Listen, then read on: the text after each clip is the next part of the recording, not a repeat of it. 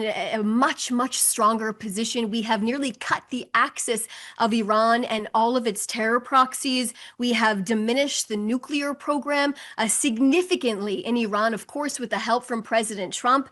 And we know Hamas lacks complete capabilities at this point in time. And of course, there's been a change of leadership in Syria. As you can see, there's so many different accomplishments we have reached at this point in time after nearly 2 years of war.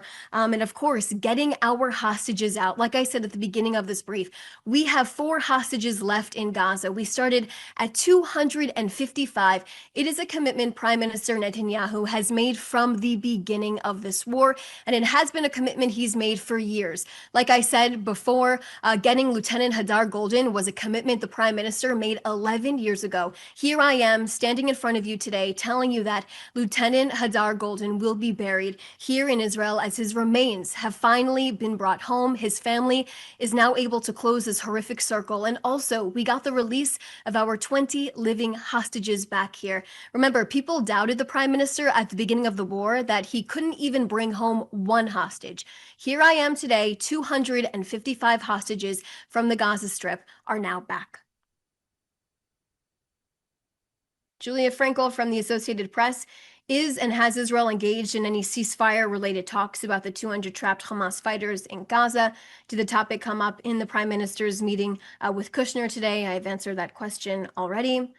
Hi from TV2 in Norway. I hope you have a comment on the following. The Norwegian Prime Minister is facing criticism for participating in the Kristallnacht commemoration organized by the Anti-Racist Center rather than one hosted by the Jewish community itself. I'm reading your comments on the background. Let's get something very clear.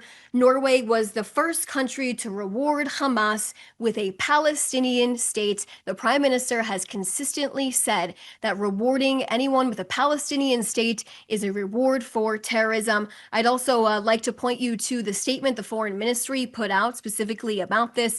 I'll read part of it. The Norwegian Prime Minister is setting new records of moral depravity, anti-Israel hostility, and anti-Semitism.